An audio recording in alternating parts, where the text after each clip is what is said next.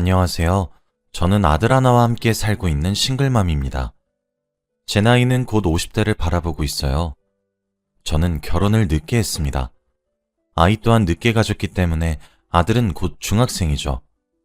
아이에게 아빠라는 존재를 뺏어서 정말 미안할 따름이지만 의젓한 제 아들은 오히려 제 마음을 헤아려 주네요. 제 이야기를 시작하겠습니다. 이혼한 남편은 참 염치가 없는 사람이었어요. 저는 이번에 이혼을 하면서 두 번 다시 남자를 못 믿을 것 같다는 생각을 하게 되었어요. 저희 부모님은 우아하시고 지적이십니다. 외가도 그렇고 친가도 그렇고 집안 전체가 배우는 것을 좋아해요. 친척 중엔 사자 직업을 가진 분들이 많을 정도입니다. 저희 집은 어렸을 때부터 항상 거실에 책이 놓여 있었어요. 매일 부모님과 저녁을 먹으면 그날 읽은 책에 대해 가족끼리 토론을 벌이곤 했었죠. 그런 부모님의 피를 물려받아서인지 저도 공부를 곧잘 했습니다. 공부가 제일 쉬웠고 공부밖에 할 줄 몰랐어요. 그렇게 한국인류대학회에 입학하는 것도 순조로웠고 대학원까지 입학해서 원 없이 공부를 할 수 있었습니다. 저는 어렸을 때부터 과학에 관련하여 흥미가 있었고 제 전공도 과학 분야입니다. 좋은 대학과 대학원을 우수하게 졸업한 후 원하던 회사에 입사했고 연구원이 되었습니다. 사실 저처럼 박사학위까지 딸 정도면 한 분야에 관해서 적어도 10년의 세월은 노력해야 돼요. 좁은 실험실에서 10년 가까이 연구만 해온 저는 제 입으로 말하기 조금 그렇지만 순수했죠. 그리고 그 나이가 될 때까지 남자에 관심도 많이 없었습니다. 아예 아무도 만나지 않았던 것은 아니었지만 다들 짧게 만났어요. 그때는 제가 공부하는 것이 더 좋아서 제대로 된 연애를 해본 적이 없었거든요. 항상 제 학업이 1순위였죠. 그런데 입사 이후 선자리가 줄기차게 들어오더군요. 저도 결혼에 대한 관심도 슬슬 생기기도 했고 그렇게 몇 명을 만나게 되었습니다. 대기업에 다니는 사람, 초등학교 선생님 등등 집안과 직업이 좋으신 분들을 만났어요. 그런데 매번 만나면 차를 마시고 좋은 곳에 가서 밥을 먹고 또는 영화를 보거나 산책을 하고 매번 같은 패턴이었죠. 솔직히 너무 지루했어요. 드라마 같은 것을 보면 운명적인 상대가 있다고 하던데 전 사랑이 다 그런 건 줄로만 알았거든요. 순진했죠. 소극적인 남자는 저도 소극적이라서 싫었고 그렇다고 적극적으로 대시하는 남자들은 부담스러워서 싫었어요.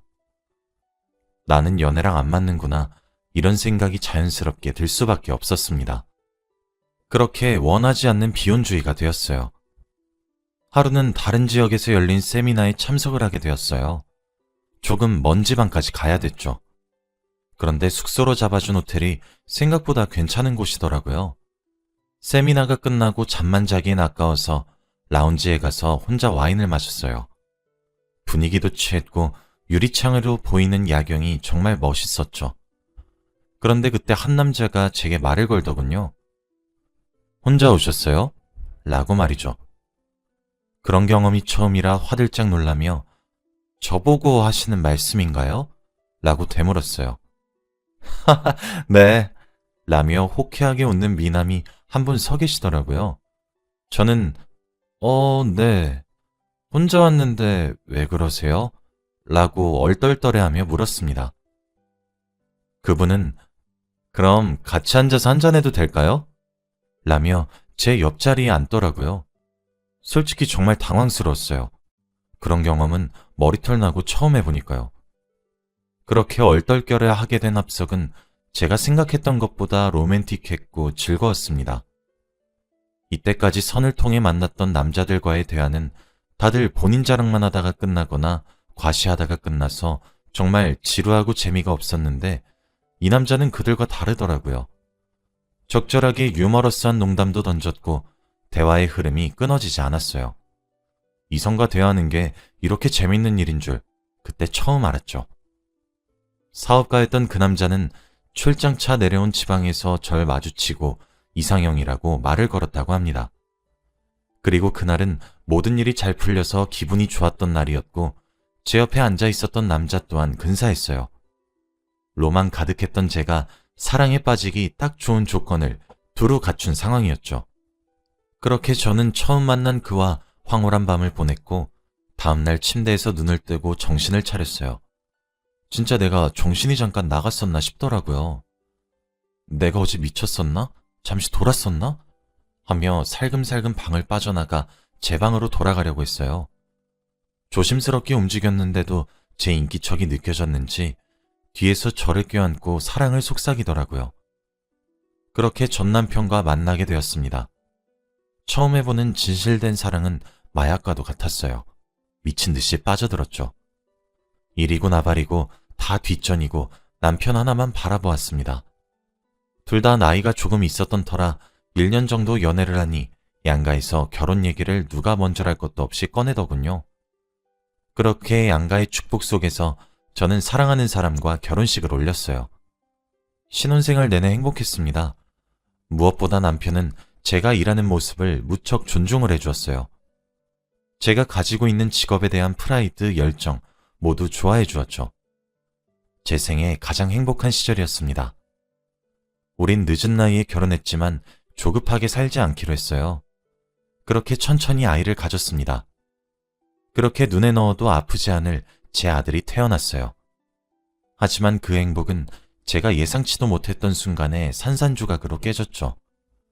전 결국 작년에 남편과 이혼을 하게 되었거든요. 제가 이혼하게 된 이야기에 대해 말씀드릴게요. 그날은 제게 앞으로 벌어질 일을 하늘이 미리 알려줬던 것인지 하늘에 구멍이 뚫린 것 마냥 비가 미친 듯이 내렸던 어느 가을 날이었습니다. 결혼한 지 10년이 넘어가니 불꽃처럼 튀는 사랑의 형태는 점점 연탄불처럼 은은한 사랑으로 변해갔어요. 여전히 서로를 존중하고 사랑하고 아끼는 것은 변함이 없었죠. 그런데 그날 제 휴대폰으로 이상한 문자가 한 통이 오더라고요. 발신자 번호가 없는 문자였죠. 그런데 그 문자에 첨부된 사진엔 어떤 남자의 뒷모습이 찍혀 있었습니다. 익숙한 뒷모습이었어요. 제가 10년 넘게 살을 부비고 살았던 제 남편의 모습이 확실했어요. 그런데 문제는 사진 속 남편은 누군가의 손을 꽉 붙잡고 있더라고요. 어떤 남자의 손을 말이죠. 믿기지가 않더라고요. 결혼 생활이 10년이 넘도록 전 남편을 단 한 번도 의심해 본 적이 없습니다. 남편은 정말 완벽한 사람이었거든요. 자기 관리도 철저했고 일도 열심히 했어요. 그렇다고 해서 가정에 소홀했던 것도 아니에요. 늘 아들과 저를 1순위로 두고 매번 시간을 보내려고 정말 노력했거든요. 그래서 처음엔 그 사진을 받고 나서도 믿지 않았어요. 그런데 며칠 뒤 그와 비슷한 사진이 또 제 휴대폰으로 오더군요. 며칠 간격으로 주기적으로 발신자 번호가 적혀져 있지 않은 문자가 오기 시작했죠. 처음엔 남편을 믿었어요. 그런데 주기적으로 오는 남편이 찍힌 미묘한 분위기의 사진이 있었고 남편과 함께 찍힌 상대는 매번 바뀌었어요. 그래도 아닐 거라고 생각했고 고약한 놈이 남편을 괴롭히려고 한다고 생각하려고 했어요. 하지만 남편을 찍은 사진은 남편이 출장이라며 집을 비울 때, 모임에 간다고 집을 나갔을 때 등 남편이 제 곁에서 사라지는 순간마다 제게 그런 문자가 오니 마음속 깊은 곳에선 의심이 조금 생기더군요. 남편에겐 내색하지 않으려고 노력했습니다. 그러던 어느 날 드디어 제게 발신번호를 숨긴 전화 한 통이 걸려왔어요. 전 그걸 보자마자 제게 사진을 찍어 보낸 주인공일 거라고 확신하고 서둘러 전화를 받았죠. 예상했던 거와 달리 상대방 목소리는 여자였습니다. 여보세요 라는 제 말에 제가 보낸 사진들 다 보셨나요? 라고 대꾸하더군요. 당신 대체 누구야? 누군데 남편 뒤를 쫓아다니고 이상한 사진을 찍어서 이간질이냐고. 라는 제 소리에도 당신 진짜 아무것도 모르고 있군요. 라며 침착하게 대응하더군요. 그 여자는 이번 주 토요일 지하철역 근처에 있는 카페로 오후 2시까지 나오라며 자기 할 말만 하고 전화를 뚝 끊더군요. 이쯤 되니 제 촉이 이건 보통 일이 아니라고 말하는 것 같았어요. 오매불망 토요일만 기다렸습니다. 약속한 날이 다가왔어요. 저는 그래도 나름 차려입고 약속 장소로 향했습니다. 카페에 도착하니 딱 봐도 수상한 기운이 모락모락 나는 어떤 여자 한 명이 앉아서 제게 손을 흔들더군요. 저는 비장한 표정으로 그 여자 앞에 섰어요. 그랬더니 그 여잔 제가 먼저 와서 일단 음료는 제 맘대로 시켰어요. 여기 앉으세요. 라며 침착해 보였어요. 저는 용건만 말하세요. 왜 이러는 거죠? 라고 톡 쏘아 붙였습니다. 그런데 그 이후 저는 톡 쏘아 붙이기는커녕 아무런 말도 할 수 없을 정도로 커다란 충격을 받게 되었어요. 그 여자는 제 이름을 먼저 알고 있더군요. 연희 씨, 일단 이런 식으로 불러내서 죄송해요. 그런데 제 오지랖일지 몰라도 연희 씨도 알아야 할 것 같아서 이렇게 불렀어요. 저 몇 달 전에 이혼했어요. 연희 씨 남편 때문에 말이에요. 저는 아니 당신 진짜 뭐 하자는 거야? 라고 화를 냈어요. 연희 씨, 정말 아무것도 모르고 계셨나 보네요. 저 사실 연희 씨가 모르는 것도 불쌍했고 연희 씨 남편에게 복수하고 싶어서 이렇게 만나자고 했어요. 연희 씨는 몰랐겠지만 그쪽 남편, 남성과 여성에게 모두 끌림을 느끼는 사람입니다. 라고 하더군요. 저는 정말 너무 놀라서 입이 떡 벌어졌어요. 이봐요. 지금 아이도 낳고 잘 살고 있는 가정 파탄 내려고 작정했어요?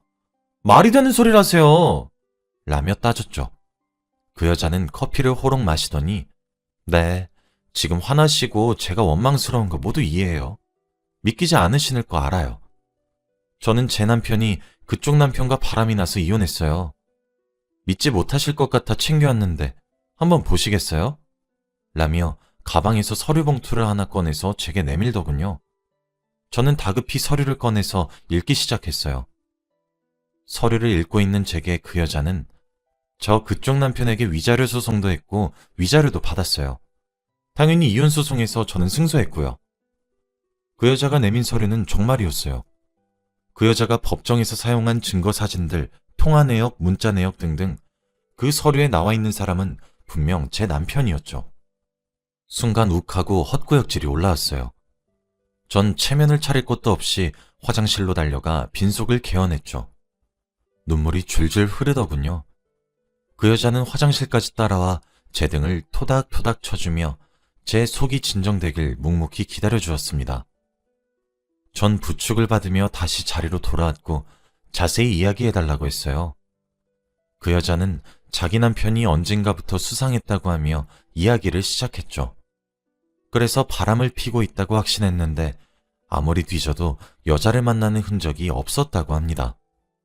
결국 직접 미행을 하게 되었는데 제 남편과 손을 잡고 으슥한 곳으로 들어갔다고 하더라고요. 처음엔 두 눈을 의심했지만 바람난 상대가 여자가 아니라 남자라고 하니 모든 것이 딱딱 들어맞았다고 해요. 저희 남편은 사업가다 보니 위자료로 몇천 나온 걸로는 타격조차 받지 않는 듯한 모습에 분했고 그렇게 절 찾아왔다고 하더라고요. 전화번호는 저희 집 앞에 놓여진 택배 상자에서 보고 몰래 적어와서 전화를 걸었던 것이라고 미안하다고 하더군요.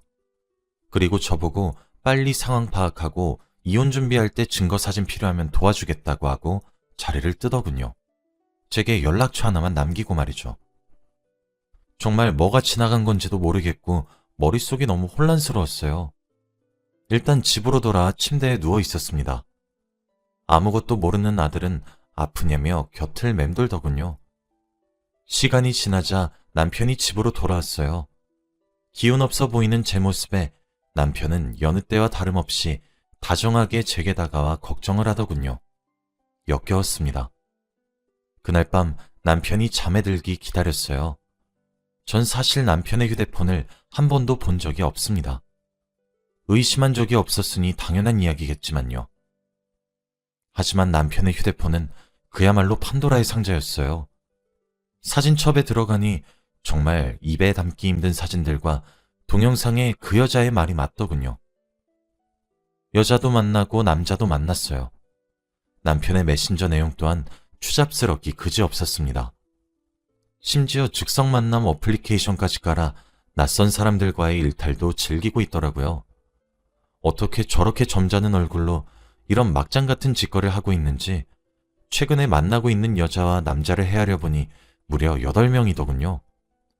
모든 메신저와 즉석 만남을 수락하는 대화, 사진, 전화번호 가리지 않고 모두 제 휴대폰으로 촬영했어요.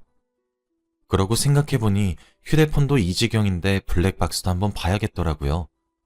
남편은 본인 명의 자동차가 3대가 있어요. 그 새벽에 지하주차장을 헤매며 3대의 자동차 블랙박스를 모두 확인했습니다. 2주 정도의 기록만 있었지만 3대의 자동차에서 골고루 증거물들이 나오더군요. 여자 남자 가릴 것 없이 말이에요. 그날 제 마음이 얼마나 찢어졌는지 모릅니다.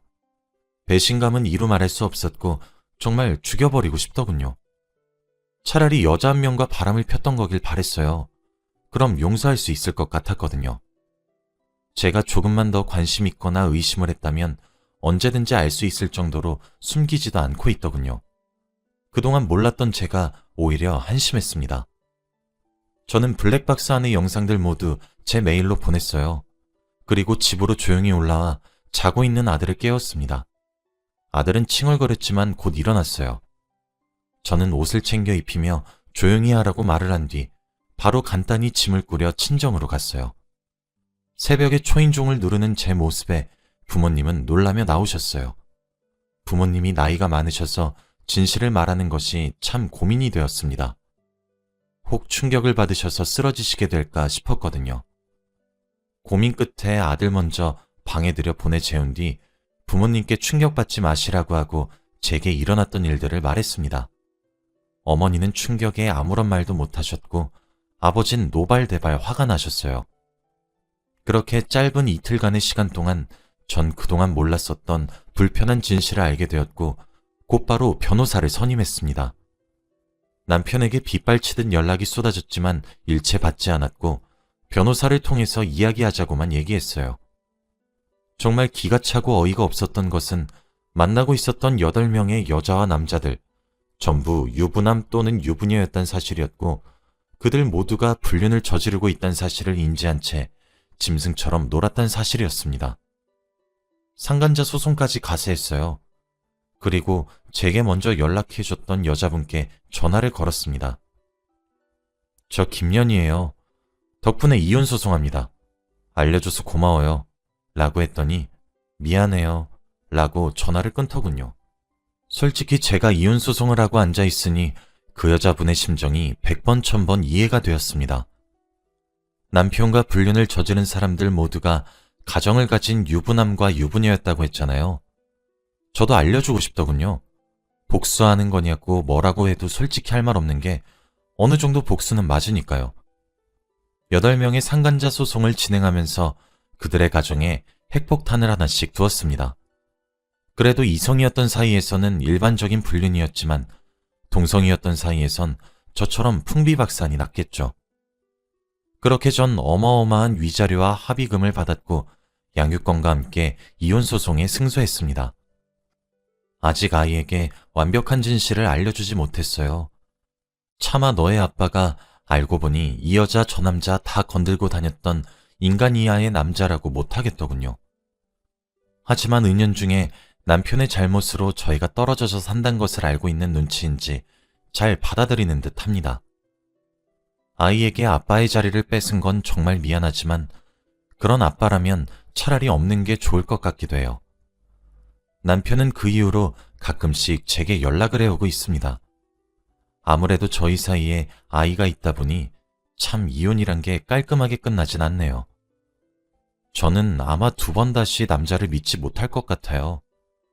이제서야 모든 소송이 끝났고 저와 아들의 일상이 조금 안정을 되찾았습니다.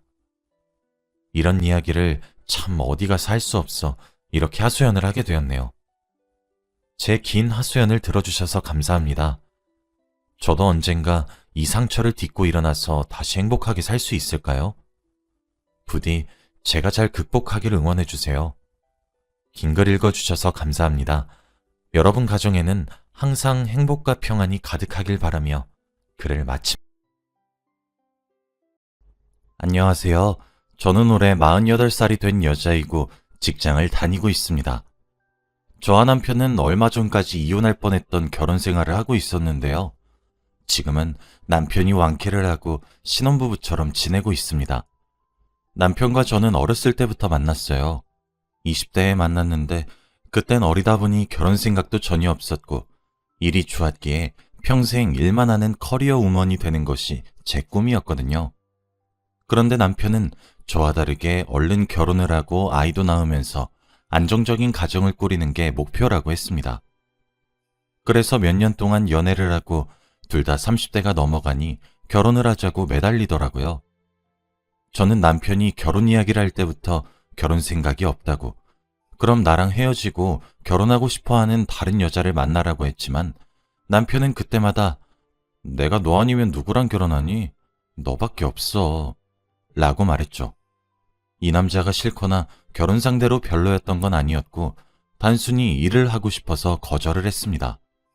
정말 10번 찍어서 안 넘어가는 나무 없다더니 저는 결국 남편의 끈질긴 설득 끝에 결혼을 하기로 결심했습니다. 남편은 정말 저에게 다정하고 세상에 이런 남자가 있을까 싶을 정도로 저에게 잘해줬어요. 정말 손에 물 한 방울 묻히지도 않았고 우리 공주님 뭐 하고 싶어요? 뭐 갖고 싶어요? 라는 말을 달고 살면서 제가 이거 해달라 저거 해달라 하면 다 해줬죠. 솔직히 처음엔 부담스러웠지만 계속 지내다 보니 적응이 되었습니다. 시어머니도 원래 집안 여자가 남자를 좀 부려먹을 줄 알아야 해요.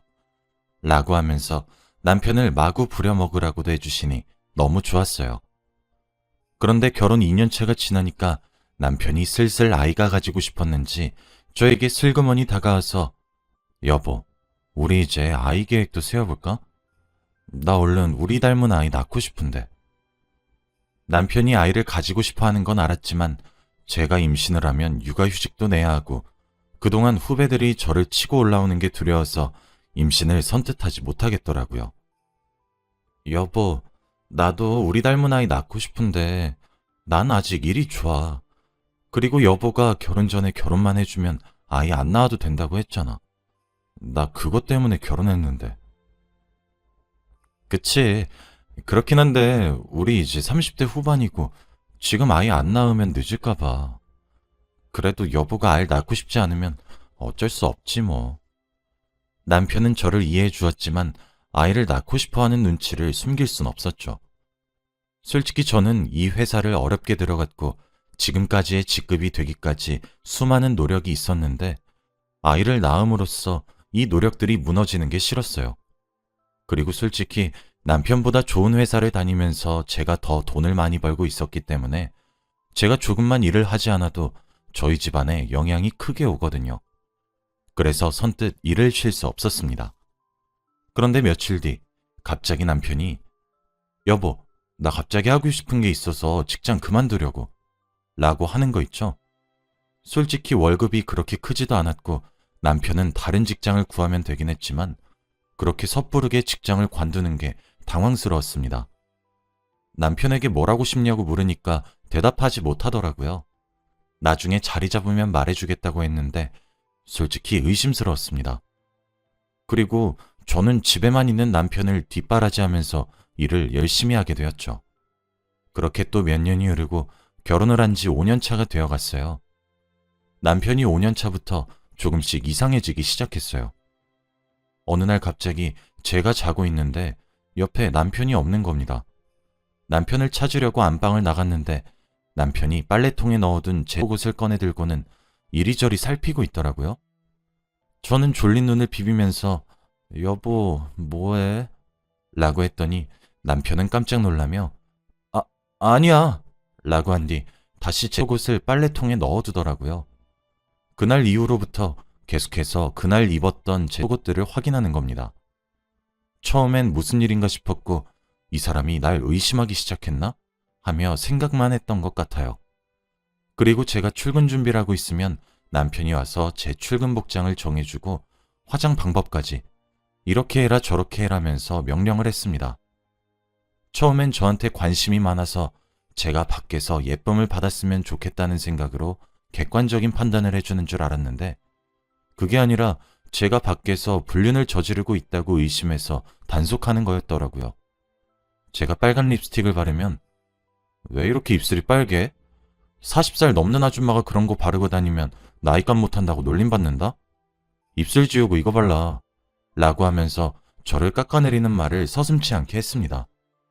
저한테 나쁜 말 한 번 한 적 없는 사람이 당당하게 비꼬니까 짜증나더군요. 그리고 제 카드 내역을 꼼꼼히 살펴보면서 여긴 어디야? 여기서 뭐 했어? 라고 말을 하며 제 사생활을 건들기도 했죠. 처음엔 저도 적응이 되지 않으니까 내가 무슨 불륜이야. 왜 쓸데없는 의심을 해서 사람을 괴롭혀? 하면서 화도 내보고 반항도 해봤지만 그때마다 남편은 나도 나름대로 생각이 있으니까 의심을 하는 게 아니겠어? 난 내 감을 믿어. 라고 하며 증거도 없으면서 계속 의심을 합니다.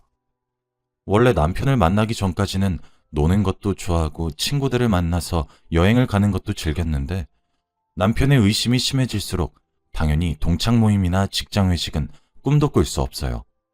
그러다 보니까 회사에서는 눈칫밥을 먹이면서 수영 씨는 왜 계속 회식 자리를 뺄까? 회식도 사회생활의 연장선인데 라곤 합니다. 제가 더 이상 일상생활이 불가능하다 보니까 남편에게 믿음을 주자 싶어서 저녁에는 집에만 있고 주말에는 늘 남편에게 붙어 있었거든요. 그런데 오히려 남편은 그게 더 이상하다며 낮에는 뭐 하는데? 라고 하면서 저에 대한 의심은 날이 갈수록 심해졌고 숨통이 조여오는 느낌이 들었죠. 그리고 어느 날은 정말 이혼까지 생각했던 날이 있었습니다. 바로 남편이 저 몰래 저희 집안에 CCTV를 설치한 것이었는데요. 사실 처음에 바로 알진 못했어요. 저희 집 가구 옆에 안 보이도록 설치를 해놔서 제가 한동안은 몰랐는데 제가 청소를 하다가 CCTV를 발견해버린 겁니다. 원래 청소는 남편 담당이라 남편이 항상 해왔는데 주말에 집에서 할 것도 없고 심심해서 청소를 했더니 그걸 발견해버렸어요. 솔직히 그때 그걸 보고 이 남자가 드디어 제정신이 아니구나 싶었네요. 도대체 얼마나 저를 의심하길래 그러는지 어디서부터 잘못된 건지 알고 싶었습니다. 안방에 있는 남편을 불러서 이게 뭐냐고 당장 설명하라고 했어요. 그런데 남편은 CCTV를 설치한 것이 잘못된 것이라고는 모르는 건지 아니, 왜 갑자기 청소를 해서 나를 이상한 사람으로 몰아가? 남편이 아내가 뭐하고 사는지 알 권리가 있는 거 아니야? 그리고 당신 평일에 내가 잠깐 나가는 사이에 뭐하고 있을지 어떻게 알아? 저번에도 비슷한 일이 있었으니까 내가 이렇게 하는 거 아니야. 라고 하더라고요. 사실 남편이 이렇게 된 이유는 따로 있었습니다. 남편의 의심이 심해지기 전에는 그래도 평범한 남편처럼 제가 어디서 뭐 하는지 말하면 믿어주고 CCTV를 설치하지도 않았습니다. 그런데 몇 년 전 어느 날 갑자기 제 휴대폰을 보고 나서부터 남편은 바뀌었어요. 저는 그날 동창인 남자친구와 밥을 먹고 카페를 갔고 그 친구는 차가 없다고 해서 집까지 데려다 줬습니다. 그래서 그날 친구가 오늘 너무 재밌었어. 다음에도 또 보자. 데려다 줘서 고마워. 라는 문자를 보낸 걸 남편이 봐버렸거든요.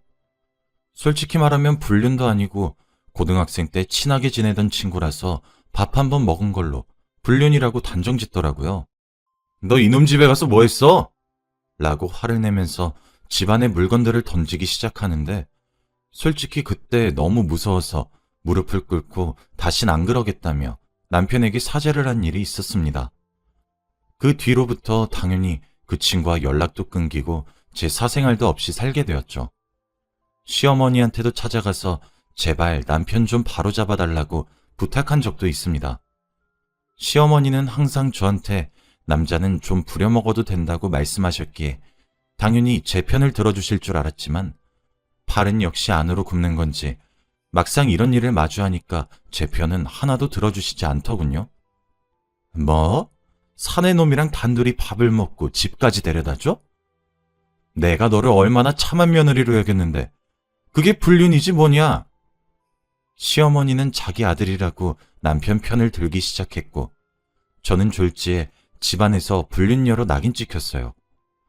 저는 그날부터 생긴 습관이 있는데 바로 카톡 내용과 대화 문자 내용들을 지우는 거예요. 남편이 의심을 하는 걸 만들지 말자 싶어서 여자들끼리 대화한 내용도 지우고 남자 직원과 공적인 대화를 한 것도 다 지웁니다. 그런데 어느 날 갑자기 저한테 한 문자가 오더라고요. 바로 흔한 피싱 문자였어요. 그런데 남편은 그걸 보자마자 저한테 이런 문자가 오는 이유가 있다고 하면서 밖에서 뭘 하고 다니길래? 라고 말을 하기 시작했습니다. 그러면서 진짜 평일 낮에 회사 다니고 있는 거 맞냐면서 그날부터 낮에 일을 하고 있는 저에게 영상통화가 오더라고요. 솔직히 직장 생활하면서 영상통화를 걸면 어떻게 받습니까? 그래서 처음 몇 번은 당연히 거절을 했더니 왜 안 받냐며 진짜 그런 일 하는 거냐며 화를 내기 시작하길래 상사 눈치를 조심스럽게 보고 회사 근무 환경 영상으로 보여주면서 일하고 있다는 사실을 증명했습니다. 솔직히 그렇게 하니까 상사 눈치도 많이 보게 되고 지금 저 혼자 돈을 벌고 있는데 회사에서 잘리면 돈은 누가 버나요? 그래서 남편에게 이건 아닌 것 같다고 눈치가 너무 보인다고 그만하자고 했더니 남편은 나도 피곤하고 힘들어. 네가 좀 잘하면 내가 이러겠어? 내가 이렇게라도 안 하면 네가 무슨 짓을 할지 어떻게 알아? 라고 하더군요. 솔직히 제 말을 믿어주지도 않고 구체적인 증거도 없으면서 왜 저의 불륜을 확신하나 싶어서 이혼을 결심했습니다. 그런데 제가 결혼한 지 몇 년이 되어도 남편이랑 이혼을 못하는 데에는 다른 이유가 있었습니다. 바로 남편이 이혼 이야기만 하면 싹싹 빌거든요. 여보, 내가 잘못했어. 내가 선을 너무 넘었나 봐. 다신 안 그럴게. 딱 한 번만 봐주라. 라고 하며 두 손을 싹싹 빌면서 눈에 눈물이 맺혀 있는데 어떻게 그 눈을 보고 매몰차게 이혼을 하자고 할 수 있나요? 그리고 제가 알겠다고 다시는 그러지 말라고 하면 며칠은 안 그러다가 다시 슬금슬금 의심이 시작되곤 합니다. 그리고 이런 일이 몇 번씩이나 반복되니까 저도 너무 지쳤었고 남편의 의심이 지겨워지더라고요. 그래서 주위 친구들에게 제 고민을 다 이야기해보니 다들 의처증이라는 병을 말해주었습니다. 저는 그런 병은 처음 들어봤는데 원래 이 나이 남자들한테서 많이 나타나는 증상이라고 하더라고요. 그래서 당장 병원에 가서 상담을 받아보라고 권유를 하길래 저는 남편에게 우리 병원 가서 상담 받아보는 거 어때? 라고 조심스레 말하니 남편은 버럭 화를 내며 내가 정신병자야? 그래서 내가 정신병자 진단받고 이혼한 뒤에 다른 남자랑 만나려고 그러는 거지? 라고 말을 하며 절대 치료를 받을 생각이 없어 보였어요. 제가 남편에게 절대 당신을 떠나지 않을 거고 내 생의 남편은 당신뿐이라고 말을 해도 전혀 듣지 않길래 화를 내면서 상담 안 받으면 이혼 소송한다 라고 말을 했더니 깨갱하고 병원 가자고 하더라고요. 솔직히 남편과 이혼을 하고 싶은 마음은 굴뚝 같았는데 의처증이라는 병일 수도 있단 말을 들으니까 왠지 모르게 심란해지는 거 있죠. 그리고 주위 지인 중에서 의처증 아내를 둔 남자가 있는데 남편의 태도로 인해서 의처증이 빨리 나을지 말지 결정이 된다고 하더라고요. 긴 남편의 상담이 끝나고 의사 선생님과 단둘이서 이야기를 나누었어요. 그런데 의사 선생님은 남편분은 아내와 다른 남자가 짜고 자신을 정신병원에 가두고 난 뒤 둘이서 행복하게 사려고 그런 거라고 생각하고 있어요. 굉장히 심한 의처증입니다. 왜 이제서야 오셨어요? 남편은 몇 년 동안 지속된 의처증 환자가 확실했고 그렇게 된 이유를 듣고 나서 정말 충격적이었죠. 의처증 환자는 대부분 알코올 중독인 부모 밑에서 자라거나 권위적이고 지배적인 부모 밑에서 자란 사람에게서 많이 나타난다고 했는데 남편의 아버지인 저의 시아버지가 어릴 때 딱 그랬다고 했거든요. 지금은 시어머니와 이혼을 하셔서 얼굴은 한 번도 뵌 적은 없지만 어릴 때 아버지가 어머니를 폭행하는 장면을 많이 봤고 매일같이 술을 달고 살았다고 하더라고요. 솔직히 저는 그런 가정을 한 번도 본 적이 없어서 별로 대수롭지 않게 생각했고 시어머니와 남편은 상처도 없어 보였고 시아버지 말을 안 하길래 과거에 연연하지 않은 줄 알았는데 그런 아픔으로 인해서 남편이 의처증이 된 것 같다고 말씀해 주시더군요. 그리고 남편이 갑작스레 일을 그만두고 집에만 있겠다고 한 게 솔직히 저를 감시하려고 그런 줄 알았는데 의사 선생님의 말로는 회사 내에서 왕따를 당해서 사회적으로 고립이 되다 보니 회사를 관둔 것이 아마 어쩔 수 없는 선택이었다고 말해 주었습니다. 저는 남편과 결혼 생활을 하면서 남편이 회사에서 왕따를 당하고 있다는 사실을 전혀 알지 못했고 그런 슬픔을 가지고 혼자서 버텼을 생각을 하니까 너무 마음이 아려오더라고요. 저는 의사 선생님의 말을 듣고 남편을 안아주고는 펑펑 울었어요. 여보, 왜 그런 상처가 있었으면서 나한테 말을 한마디도 안 했어. 나는 단순히 여보가 나를 의심하는 줄만 알았지 그런 이유 때문인 줄 몰랐어. 왜 직장에서 왕따 당하고 있었다고 말을 안 했어? 어?